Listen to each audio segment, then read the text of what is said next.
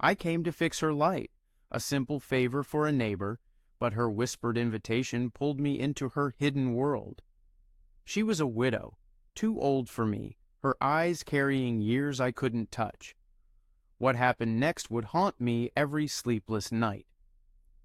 My name is Harlan Voss, and at 23 I was navigating the uncertain waters of early adulthood in Riverton, a sleepy coastal town in Oregon where the ocean's roar was a constant backdrop to everyday life. I'd scraped together a graphic design degree from the local community college, but opportunities were slim, so I spent my days at a modest print shop on Harbor Street, crafting posters for summer festivals and wrestling with finicky machines. My apartment was a cramped space above the town's old bakery on Cedar Avenue, where the aroma of rising dough seeped through the floorboards each dawn, a small comfort in an otherwise routine existence. That particular afternoon in late spring, the sky hung low with rain clouds, and the air was thick with the promise of a downpour as I trudged home along the slick sidewalks, my backpack heavy with unfinished sketches. As I rounded the corner onto Elmwood Lane, I spotted her, Marjorie Klein, the woman from the faded blue Victorian house with its tangled rose bushes and weathered shutters. I'd seen her in passing before, always alone, tending to her garden or carrying groceries from her car, but we'd never exchanged more than a nod. She appeared to be in her late 30s, perhaps edging toward 40, with a composed grace that spoke of experiences I'd yet to face. Her dark hair was swept into a hasty ponytail, raindrops clinging to the escaped strands, and she wore a practical wool coat over faded jeans, her posture straight despite the burden of 2 bulging grocery bags threatening to slip from her grasp. She caught sight of me and raised a hand in a tentative wave, her voice cutting through the gathering drizzle. "Excuse me, young man, could you lend a hand with these? They're about to get the best of me." I paused, the rain starting to patter on my hood, a flicker of hesitation crossing my mind. Strangers in Riverton kept to themselves mostly, but her eyes held a quiet plea, a mix of weariness and something unspoken that drew me forward. "Of course," I replied, quickening my step to relieve her of one bag. It was heavier than expected, filled with jars and produce that shifted awkwardly as we made our way up the cracked stone path to her porch. The wooden steps groaned under our weight, and she juggled her keys with practiced ease, unlocking the door to release a welcoming warmth laced with hints of cinnamon and aged paper. "Just set it on the table inside," she said, stepping aside. I entered the hallway, the bag thudding softly onto the polished wood surface. The interior was a snapshot of quiet elegance, antique lamps casting golden pools of light, bookshelves crammed with worn spines, and a faint echo of solitude in the high ceilings. As I turned to leave, she closed the door against the intensifying rain, her gaze meeting mine with an intensity that made the moment stretch. "You're Harlan, aren't you? From the bakery apartment?" I nodded, surprised she knew my name. "Yeah, that's me. And you're Marjorie?" She confirmed with a slight incline of her head, her expression softening just a fraction. There was a pause, heavy with the drum of rain on the roof, before she leaned in slightly, her voice dropping to a conspiratorial whisper. "Come in. I'll show you my secret." The words hung in the air, intriguing and unexpected, stirring a curiosity I couldn't ignore. What secret could this reserved woman possibly share with someone like me?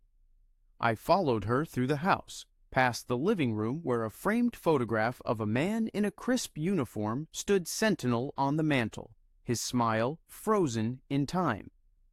The kitchen was cozy, herbs dangling from hooks and a window framing the blurred backyard, but she bypassed it, opening a concealed door to reveal a steep staircase descending into dimness. "Down here," she murmured, switching on a light that flickered to life. The steps were narrow and worn, each creak amplifying the sense of entering a private realm. At the bottom, she illuminated the space fully, and I drew in a breath. This wasn't a mundane basement. It was an artist's sanctuary, walls adorned with canvases bursting in turbulent colors, crashing waves against jagged cliffs, solitary silhouettes under stormy skies, and one poignant piece of a woman before a mirror, her reflection etched with unspoken sorrow. The air carried the sharp tang of turpentine and drying oils, a world hidden beneath the ordinary. "This is it," Marjorie said, her tone laced with vulnerability. "My paintings, I've kept them to myself for years, not even my family knows. It's my way of making sense of things." I moved closer, examining the brush strokes that conveyed raw emotion, the way blues bled into grays like unresolved grief. "They're stunning," I said sincerely, tracing the edge of a frame without touching it. "Why hide something this powerful?" She leaned against an easel, her arms crossed as if shielding herself. "After my husband died, cancer, 5 years ago, everything felt too raw. Tom encouraged my art, but without him, sharing it would mean exposing the pain. It's easier to keep it locked away."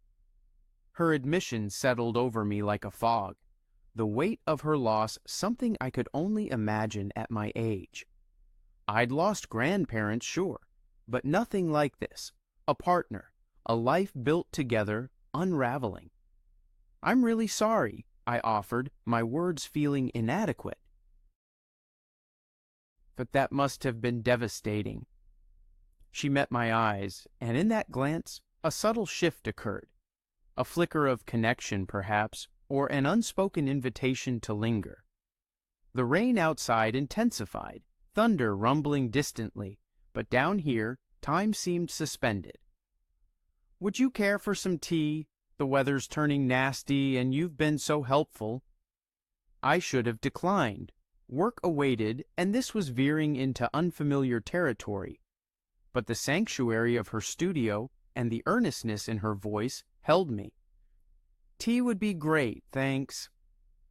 We ascended to the kitchen, where she set the kettle to boil, her movements fluid yet deliberate, as if each action was a way to compose herself. As steam rose, we fell into conversation. Light at first about my job at the print shop, the tourists who flocked to Riverton's beaches in summer, my vague aspirations to freelance in a city like Seattle. She listened with genuine interest, her green eyes attentive, making me feel valued in a way that was rare in my solitary routine. "You're at the start of it all," she observed, sliding a mug of chamomile toward me, the herbal scent mingling with the storm's freshness seeping through the cracks. "Don't let doubts anchor you here like they did me." There was a poignancy in her words, hinting at regrets buried deep. She was strikingly attractive, her maturity adding a depth that younger women I dated lacked. The subtle lines of experience, the quiet confidence tempered by sorrow. At least a decade and a half my senior, she embodied a world I was only beginning to glimpse, yet here we were, sharing this moment. Our hands brushed as I took the mug, a fleeting contact that sent a subtle warmth through me, and she withdrew quickly, a faint color rising in her cheeks. "Apologies," she said softly. "It's fine," I replied, but the touch echoed, innocent yet charged. The afternoon melted into evening as we talked, the rain a relentless symphony outside.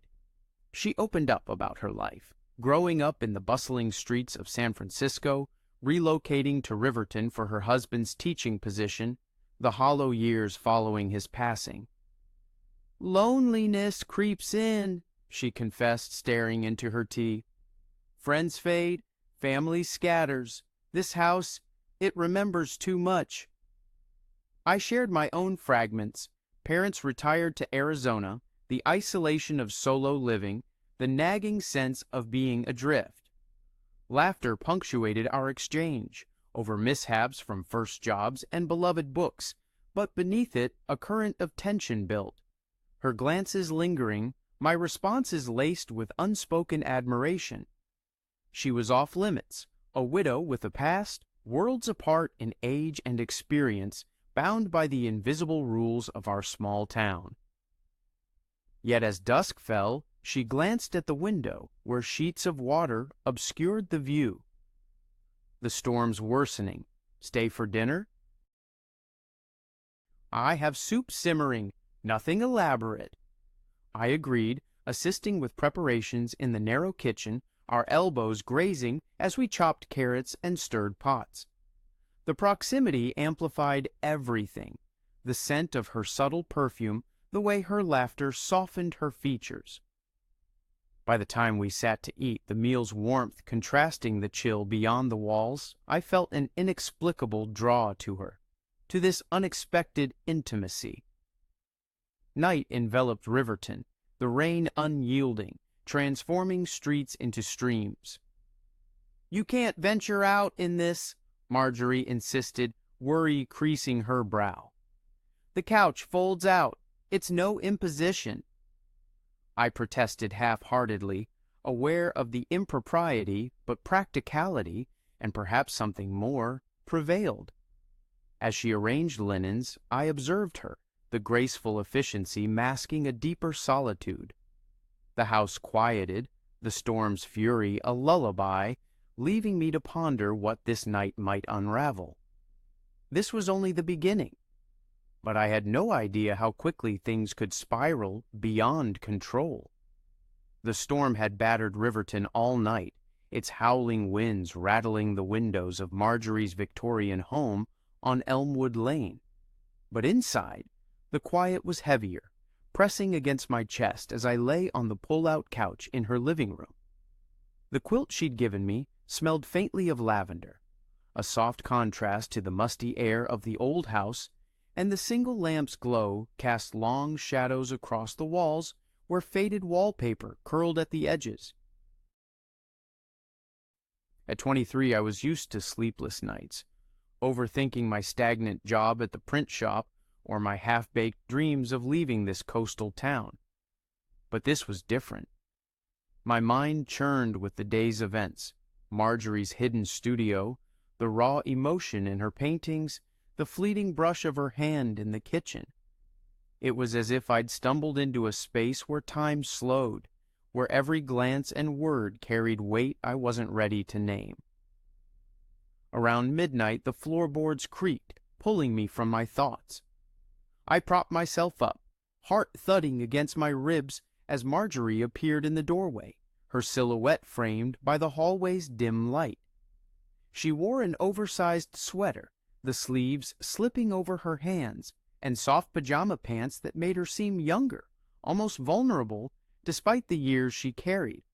Probably closer to 40 than I'd first guessed, her poise tempered by a quiet grief. Her dark hair fell loose, framing her face in waves that caught the light, and her eyes, those piercing green eyes, held a mix of hesitation and something unspoken. "Storm keeping you up?" she asked, her voice a whisper that barely reached me over the wind's distant moan. I shook my head, sitting up fully, the quilt pooling around my waist. "Not just the storm. This house, it's got a way of making you think too much." She gave a small smile, stepping into the room and perching on the arm of an old armchair, its fabric worn from years of use. Her fingers traced the stitching absently, as if grounding herself. "It does that to me, too. Too many ghosts in these walls." She paused, her gaze flickering to the mantel where the photo of her husband stood, then back to me. "I'm sorry if I kept you too long today. I don't open up like that often." "It was good," I said too quickly, my voice betraying my eagerness. "I mean, I haven't talked like that in ages, felt real." Her eyes met mine, and there it was again. that pull like a tide tugging at my edges. She stood, crossing to the window to peer out at the rain-slashed street, her reflection ghostly in the glass. "Riverton can feel like a trap sometimes," she murmured, almost to herself. "Small towns, they hold you tight. You ever feel that, Harlan?" "Every day," I admitted, leaning forward, elbows on my knees. "I keep telling myself I'll leave. Seattle, maybe Portland, but I don't, like I'm waiting for something to shake me loose." She turned, leaning against the sill, her gaze steady and searching. "What are you waiting for?" The question hit like a stone dropped in still water, ripples spreading through me. I wanted to say something profound, something that would match the depth in her eyes, but all I could muster was, "I don't know. Something that matters." She nodded as if she heard more than I'd said and moved closer, sitting on the edge of the couch, close enough that I could smell the faint jasmine of her shampoo. The air shifted, charged with a quiet intensity, like the moment before a lightning strike. "When I was your age," she said softly, her voice carrying the weight of years, "I thought I had it all mapped out. Married Tom at 22, moved here for his teaching job. We were going to have a life, kids maybe, a house full of noise. Then he got sick and it all unraveled." Her words hung between us, heavy with loss. I glanced at the mantel again, at the man in the uniform who'd once filled this house with life.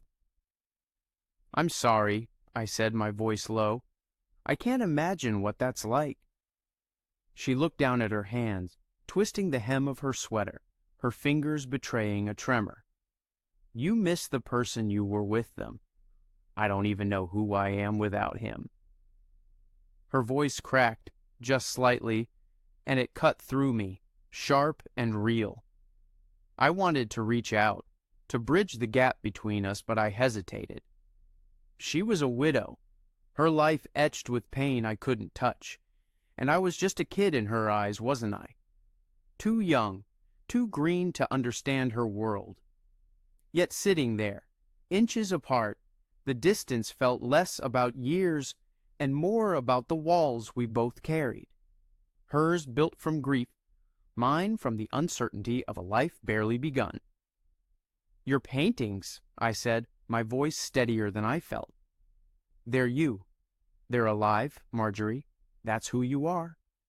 She smiled, a sad, fleeting curve of her lips. "You're kind to say that. But painting's what I do when I'm hiding. From everyone. From myself. It's easier than facing the world." "Then why show me?" I asked, leaning closer, my voice barely above a whisper. "You could have kept it locked away." Her eyes locked onto mine, searching, and for a moment I thought she'd deflect, retreat back to safety. Instead she said, "Because you see things, Harlan. You're not like the others here, rushing through life without looking. You notice." My pulse quickened, a steady thrum in my ears. I noticed everything about her, the faint freckles dusting her nose, the way her breath hitched slightly, the tremor in her fingers as she tucked a strand of hair behind her ear. She was beautiful, not in the glossy way of magazine covers, but in the lived-in way of someone who'd faced storms and still stood tall. The age difference, her past, the unspoken rules of Riverton. They should have stopped me, but they didn't. "I notice you," I said, the words slipping out before I could weigh them, raw and unguarded. Her breath caught, a sharp intake that seemed to still the room. For a second, I thought she'd pull away, rebuild the walls that kept her safe, but she didn't. She leaned closer, her hand resting on the quilt, inches from mine, her fingers trembling. "You shouldn't say things like that," she whispered, but her voice wasn't scolding. It was fragile, like a thread stretched too thin. "Why not?" I pressed, my voice low, urgent. It's the truth. She shook her head, a small conflicted motion, her eyes glistening in the lamplight. Because I'm too old for you, Harlan. Because I'm broken. And you're just starting your life. The words stung, not because they were harsh, but because they mirrored my own fears. She was right. This was impossible. She carried a past I couldn't touch, a life shaped by love and loss, while I was just a guy fixing printers, dreaming of something bigger.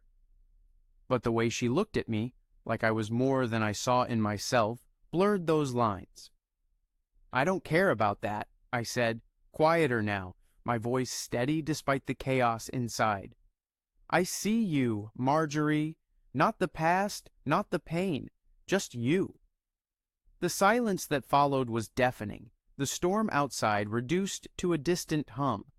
Her hand inched closer, her fingers brushing mine, tentative, like she was testing the edge of a cliff. My skin burned at the contact, a jolt that anchored me to the moment. I didn't pull away, and neither did she. For a heartbeat, we were suspended, the space between us a chasm and nothing at all. Then a gust of wind shook the house, a branch scraping the window, shattering the moment. She withdrew her hand, standing abruptly, her breath uneven. I should let you sleep, she said, her voice tight, almost panicked. It's late. Yeah, I managed, my throat dry, the air heavy with what we hadn't said. Good night, Marjorie. She lingered in the doorway, her silhouette soft against the hallway light. Good night, she replied, and then she was gone, her footsteps fading up the stairs. I lay back, heart pounding, staring at the ceiling's cracked plaster. Her touch lingered, a ghost on my skin, and I knew I should walk away in the morning, let this night fade into a strange memory. But something in me resisted, a pull I couldn't name, like a tide dragging me under. The storm cleared by dawn, leaving Riverton glistening under a pale sun.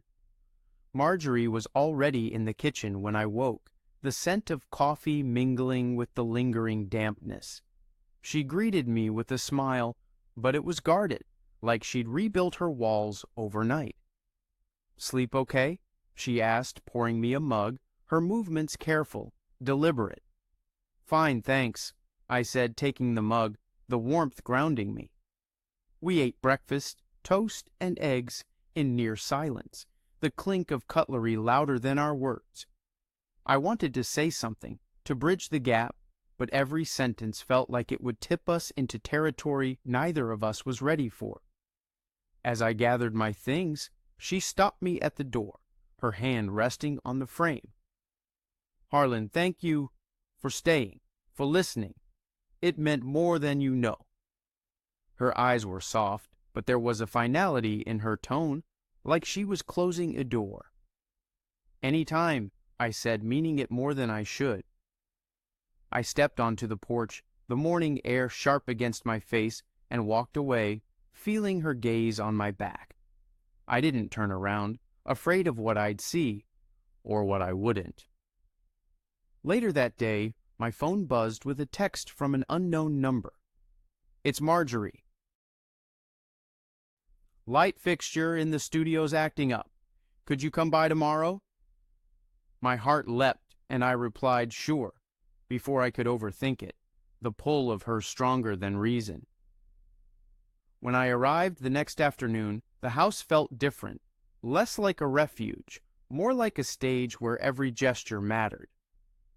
Marjorie greeted me in a simple blouse and jeans, her hair tied back, but there was a nervous energy in her, a slight tremor in her hands as she led me downstairs. The chandelier in the studio flickered erratically, casting dancing shadows across her paintings. I wasn't an electrician, but I'd tinkered enough at the print shop to manage. As I worked, she hovered nearby, handing me tools, our fingers brushing more than necessary. Each touch was a spark, and I caught her stealing glances, her expression a mix of curiosity and restraint. When the chandelier glowed steady, she clapped softly, a smile breaking through. "You're a lifesaver," she said, but her voice wavered, and she stepped closer, inspecting the light, her arm grazing mine. Neither of us moved away, the air thick with unspoken words. "Marjorie," I started, my voice low, her name heavy on my tongue. She turned, her face inches from mine, her eyes flickering to my lips. "Don't!" she whispered, but her voice was soft, almost pleading, her gaze betraying her. Everything is heading toward a moment neither of us expected. What she does next will leave a mark forever.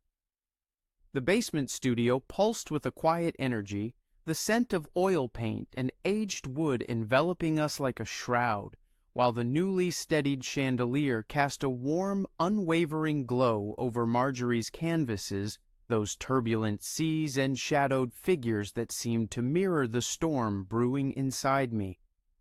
I stood there, frozen, her whispered "don't" still resonating in the air, a fragile barrier against the pull that had drawn us this close. At 23, I was no stranger to impulsive moments, but this felt deeper, more perilous, like stepping off a cliff without knowing the drop. Her face was mere inches from mine, her green eyes wide with a mix of fear and longing, the faint lines around them telling stories of a life I'd only glimpsed, probably 40 or so, her maturity a quiet force that both intimidated and captivated me. The space between us crackled, alive with unspoken questions, and I could feel the heat from her body, the subtle rise and fall of her chest as she breathed. "Marjorie," I said again, my voice barely cutting through the silence, softer now, laced with a plea I hadn't intended. Her name felt intimate, almost forbidden in this hidden space she'd shared only with me. She flinched slightly, as if the sound pierced something fragile within her, her hand hovering near mine before falling to her side. "Harlan, we can't," she whispered, her words directed more inward than at me, her voice trembling with the weight of everything unsaid. "This isn't right. It can't be." But she didn't step back, and neither did I. The paintings loomed around us, silent witnesses to her inner world, their bold strokes echoing the turmoil in her eyes, the way her shoulders tensed, the slight parting of her lips as if more words fought to escape. She was stunning in her vulnerability, her dark hair framing a face etched with resilience, the kind forged from years of holding herself together after loss. The gap between us, her age, her grief, the invisible lines society drew, should have been insurmountable, a wall too high to scale. Yet here we were, teetering on the edge, and it didn't stop the ache building in my chest. "I know it's not right," I replied, my voice low and steady, though my heart hammered like the rain from that first night. "But right now, in this moment, I don't care." Her eyes widened, a flash of surprise cutting through the conflict, and for a heartbeat I braced for her to turn away, to retreat into the solitude she'd mastered. Instead, she edged closer, so near I could feel the warmth of her breath mingling with mine. "You don't understand," she said, her voice breaking like a wave against rock. "I've been alone for so long, Harlan. 5 years without Tom, without anyone to see me. I don't know how to open that door again. I'm afraid it'll shatter everything." Her confession washed over me, raw and unfiltered, painting a picture of her isolation, the empty house echoing with memories, the paintings as her only confidants. I saw the burden she carried, the way grief had carved hollows in her spirit, and it stirred something protective in me, a desire to ease that weight even if I didn't know how. Words failed me. They seemed too small for the depth of what she shared. Instead, I reached out, my hand brushing hers deliberately this time, my fingers intertwining with hers in a grip that felt both tentative and inevitable. She didn't pull away. Her fingers responded, curling around mine with a quiet strength, like she was clinging to a lifeline in a sea of doubt. We stood like that, hands locked, the silence swelling around us, louder than any storm. Her eyes searched mine, probing for reassurance, for a sign that this wasn't a mistake that would unravel her further. I held her gaze, willing her to see that I wasn't here to break her, that whatever this was, it came from a place of genuine seeing, not fleeting impulse. Slowly, I leaned in, giving her every chance to stop me, my free hand rising to cup her cheek, my thumb tracing the soft line of her jaw. She didn't resist. Her eyes fluttered closed as our lips met, the kiss soft and searching, a tentative exploration that tasted of uncertainty and need. It wasn't hurried or demanding, it was careful, almost reverent, like we were both aware of how easily this could fracture. She broke the contact first, her breath ragged, her hand still clasped in mine, as if afraid to let go entirely. "This is a mistake," she murmured, but there was no conviction in it, her thumb gently stroking the back of my hand in a subconscious contradiction. "We shouldn't. I shouldn't." "Maybe it is," I said, my voice husky, my heart racing from the intimacy of the moment. "But it's one we're making together." The studio seemed to close in around us, a private world where the outside, Riverton's judgmental whispers, her past, my youth, faded into irrelevance. But then she released my hand, stepping back, her expression a turbulent mix of desire and remorse, her arms wrapping around herself like armor. "I need time, Harlan," she said, her voice barely above a whisper, laced with vulnerability.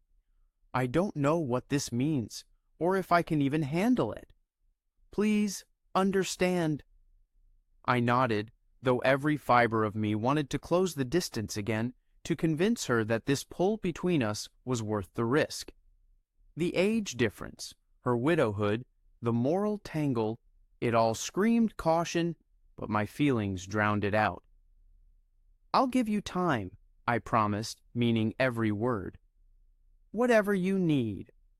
She looked at me, her eyes soft yet shadowed, and gave a single nod.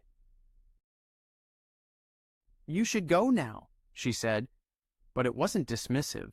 It was a quiet plea, as if my presence tested her resolve too much.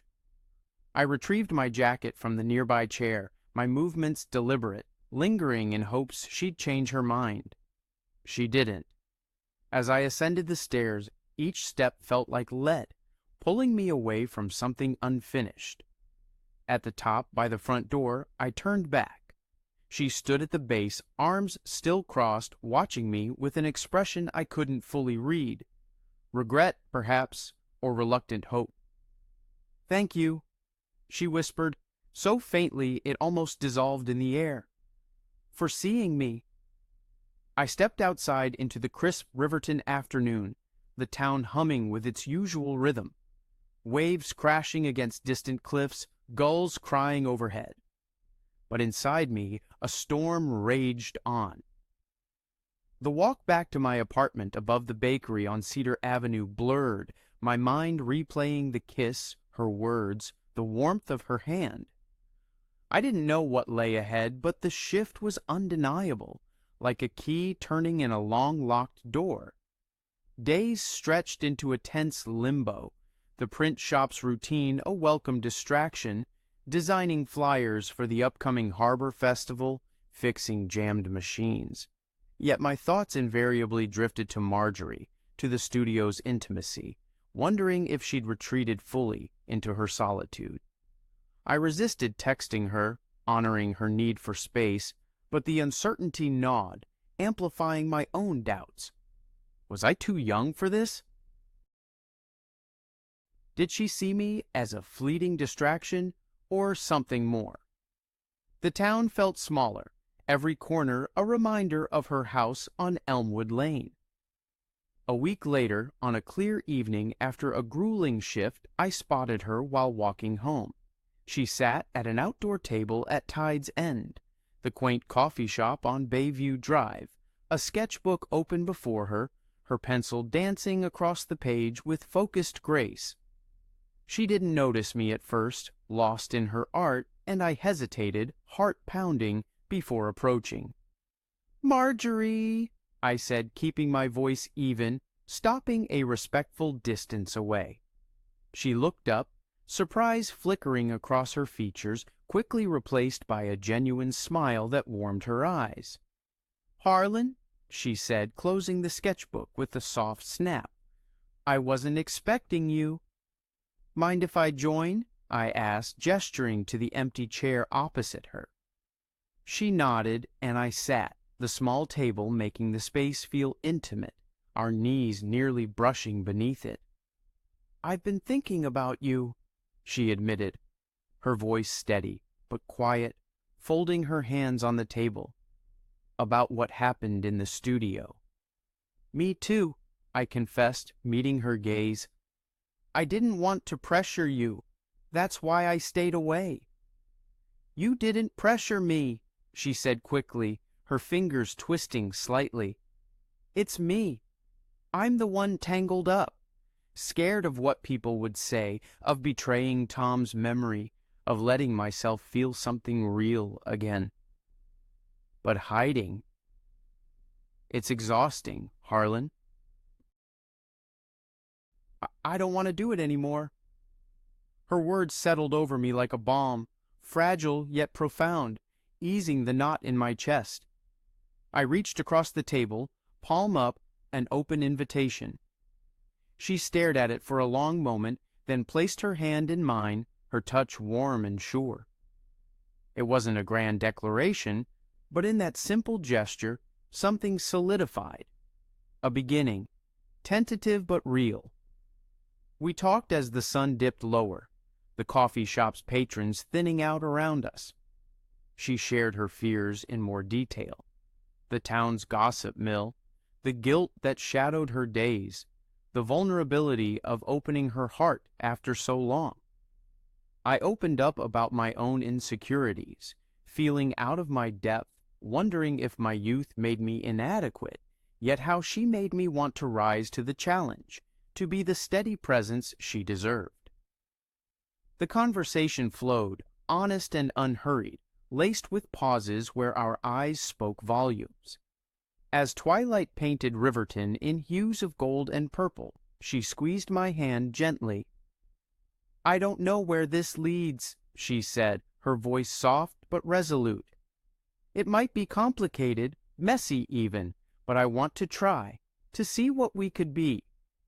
A quiet joy bloomed in me, tempered by the reality of our differences, but strong enough to push forward. "I do too," I replied, my thumb tracing hers. "We'll figure it out."